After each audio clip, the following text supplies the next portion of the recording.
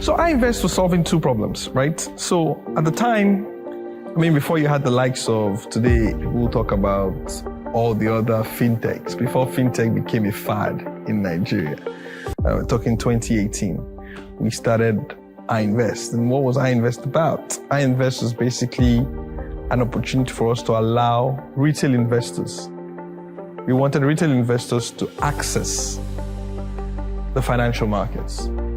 And we felt that at the time, all that was available to retail investors was investing in fixed deposits. Do you see what I mean? And we thought at the time fixed deposits was like 2%, 1%. But at the time when we started, treasury bills were, yielding 16, 15%. And so what we tried to do was to actually give access, or what you say, democratize the fixed income market for the Nigerian populace.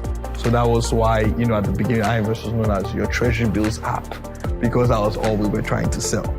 And so the problem we were solving was giving people access to more financial products and make them a lot wealthier, instead of the banks keeping all that benefit for themselves because they collect cheap deposits and buy the same instruments. The other thing we were also solving was we had a segment of clients which were what you call the merchant banks, who couldn't cater to retail. And so they couldn't really compete as efficiently as the retail banks because they had less people or pools of people that they could sell down whatever they had bought at the auction to. And so we're providing an outlet for them to actually be able to sell down their own instruments.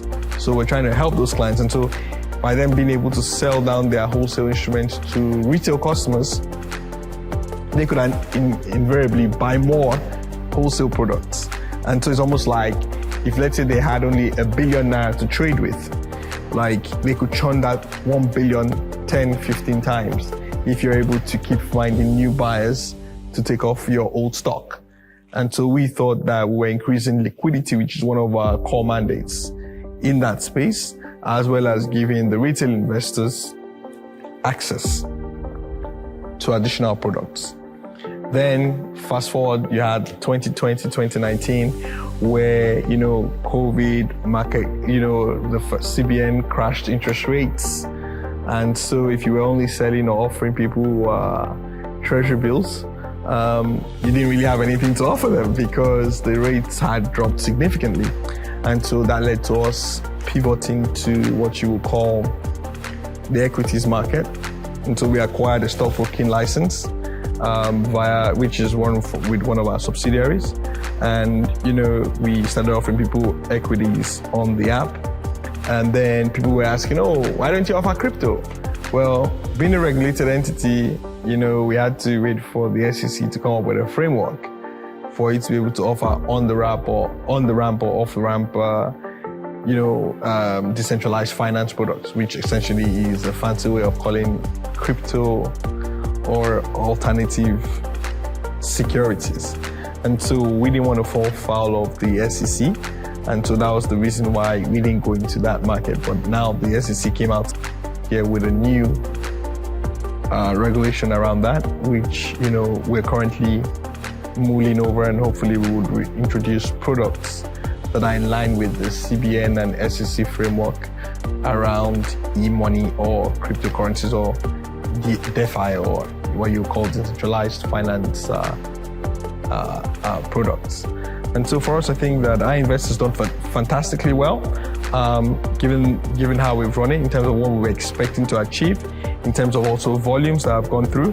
And we think that going into the future, I think it's one of the few financial or fintech apps that is here to stay. And we're not here for a good time, but for a long time.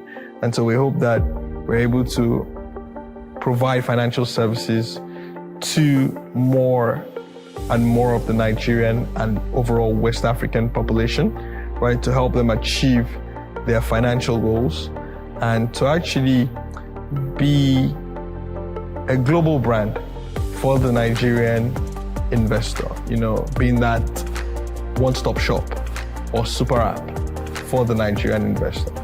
And that's basically what we hope to achieve with iInvest.